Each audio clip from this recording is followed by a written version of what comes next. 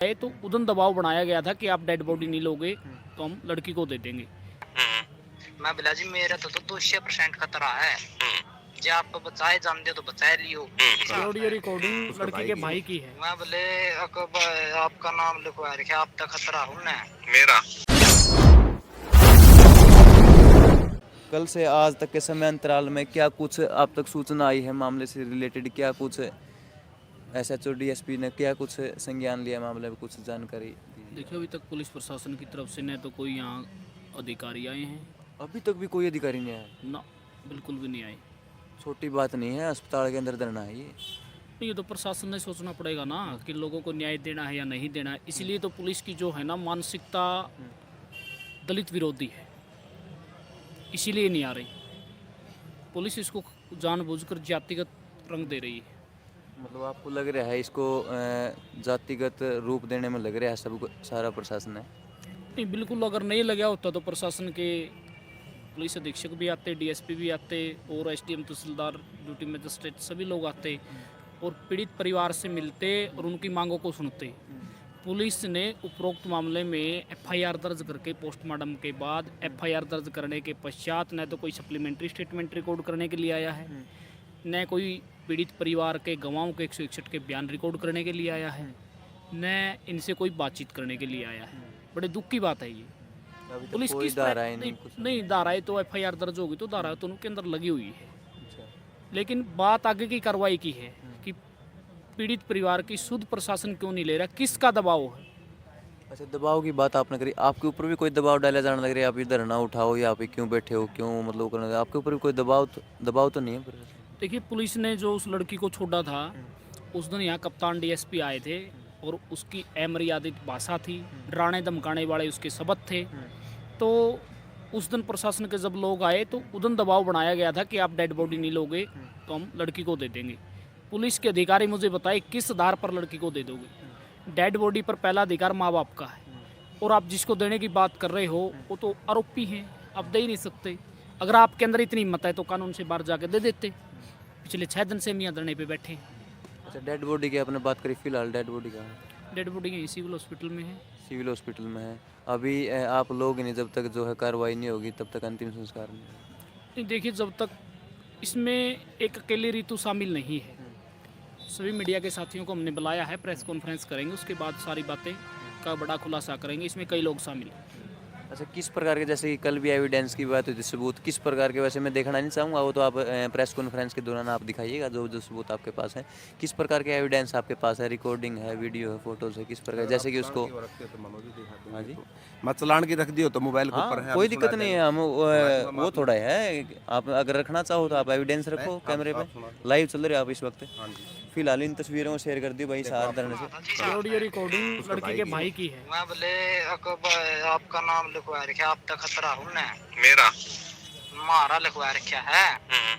मैं बोला जी मेरा तो 200% खतरा है। जो आपको बचाए जानते तो बचा लियो। बोले अपना नू आना पड़ा नू मैं को नहीं आंदा। 1 लाख दोषी बन दियो, केस होंदा हो केस कर लो और होंदा और कर लो, मैं को नहीं आंदा। आपका छोरा तो लास्ट टाइम बात कद हुई थी? मेरी मतलब अपनी बात हुई थी जब पास बात हुई? एक बार हुई है उदन पाछे जदन तेरा फोन नहीं आता मेरे पास है। हाँ बस उस दिन की हुई है मेरे ख्याल तो 2 सेकंड या 10 सेकंड फोन कौन किससे बात कर रहे हैं? नहीं आप बताओ। ये लड़के के पिताजी हैं और ये लड़की का भाई है। लड़की का भाई और लड़के के पिताजी। और ये क्या मेन पॉइंट बता दो, ये पूरी रिकॉर्डिंग तो ज़्यादा बड़ी, इसमें क्या बात कही उन्होंने? ये रिकॉर्डिंग आपसे लेकर चलवा धमकी दे रहे हैं, मतलब कि 200 उन्होंने प्रोटेक्शन लाई थी ना जब, हाँ। तो दोनों परिवारों के पास नोटिस जाता है। हाँ। तो जब उनके पास भी नोटिस गया और कोर्ट से फ़ोन गया ना, हाँ। तो उसने इनके पास फ़ोन करके पिताजी को फ़ोन करके कहा कि अंकल जी मेरे पास कोर्ट से फ़ोन आया है कि भैया आपकी सिस्टर ने उसने है ना शादी कर ली है और प्रोटेक्शन मांग रखी है, तो आपसे खतरा है, आपने 11 तारीख को यहाँ आना है। अच्छा। तो ये कह रहा है कि मैंने वहाँ उनको पुलिस अधिकारियों का जो फ़ोन आया था कोर्ट से, उनको कहा कि जी मेरे तो 200% खतरा है। अच्छा, जैसे कि अगर हम बात करें तो उस समय में जैसे भी कोई भी लव मैरिज करता है उस टाइम पे परिवार लड़की का भी खिलाफ होता है, लड़के का भी खिलाफ होता है, कि जैसे कि समाज से ऊपर होकर कोई ऐसा काम करता है तो उस टाइम पे तो खतरा वैसे ही महसूस करते हैं कि भाई प्रोटेक्शन जब भी ली जाती है कि दोनों तरफ से खतरा हो जाता है कपल को। लड़के की तरफ से तो कोई खतरा नहीं था, शुरू से कोई खतरा नहीं था? कोई खतरा नहीं था।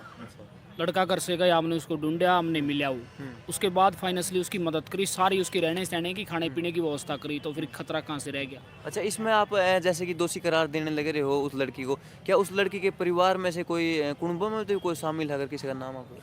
नहीं, उसके भाई है, उसकी सिस्टर है, और उसकी मौत से मैंने कल भी बताया था आपको, उस जिस दिन सुमित 29 तारीख को मरता है, मारा जाता है, उससे 4 दिन पहले भी लड़की ने अपने भाई से इंस्टाग्राम पर चैटिंग की थी। पुलिस के पास दोनों फ़ोन हैं, और पुलिस ने अभी तक इसमें जो है ना इन्वेस्टिगेशन में पीड़ित परिवार को ये नहीं बताया कि इन दोनों फ़ोनों के इतनी दिन की CDR निकलवाई है, लड़का और लड़की ने किस किस से बात की है। हमारे पास 2 नंबर और हमें कल मिले हैं कि उनके पास एक्स्ट्रा 2 नंबर और थे, लड़की के पास भी और लड़के के पास भी, जो ना तो हमारी नॉलेज में है, हमारी नॉलेज में नहीं थे कि वो 2 एक्स्ट्रा नंबर भी हैं। पुलिस ने अभी तक वो नंबर भी नहीं लिए हैं, उनकी भी कॉल डिटेल निकलवाए।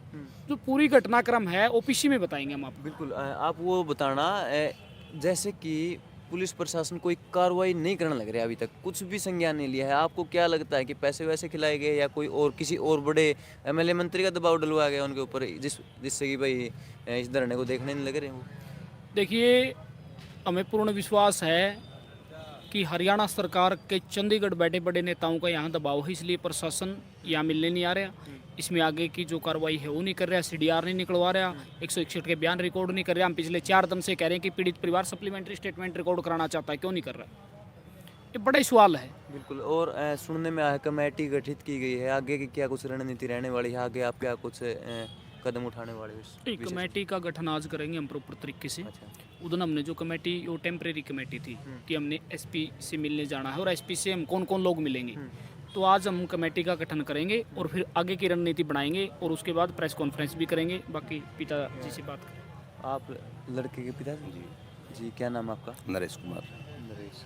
तो क्या कुछ लगता है आप इसके पूरे मामले में पूरा षड्यंत्र आपको समझ में आ चुके हैं? देखो जी, एक चीज़ है, जब उनकी मदद कर रहे हैं, पैसे उनके दे रहे हैं, ऑन रिकॉर्ड बात कर रहे हैं, एक तो वैसे झूठा कोई आरोप लगाना, तो वो भी तो किसी की बेटी है, चलो तो जा लिया। अगर उसका कोई फांसी टूटता है लड़की की, उससे अगर उसका कोई यहाँ चाणता है, अगर मेरा लड़का वापस आंदा हो, फिर तो आदमी यूँ काम करे। जैसे कल भी हमने रोड प्रदर्शन कराया है, जिसमें प्रशासन जा, यहाँ पर जो कप्तान DSP खड़ा था, उसके वर्ड सुने हैं मन ने खुद ने कि 4 दिन रिंग का चले जाओगे कि होगा पड़े रहेंगे बिलिया। तो यहीं पर ये शब्द उसके हैं कप्तान DSP, और कल ही तत्पर भाव से उसका तबादला हुआ है। ये कप्तान सिंह के वर्ड हैं। यहाँ पर जो गाड़ी खड़ी है वहाँ की बात कर रहे हैं। फिलहाल एक बारी तस्वीर की तरफ फोकस करते, सुमित के पिताजी हमारे साथ लाइव जुड़ चुके हैं, और इन्होंने बड़ा खुलासा किया है कि इस प्रकार के आपने जो शब्द सुने हैं, ये उन्होंने कहा DSP ने जी। तो फिर उनके कहने के बाद तबादला हुआ उनका?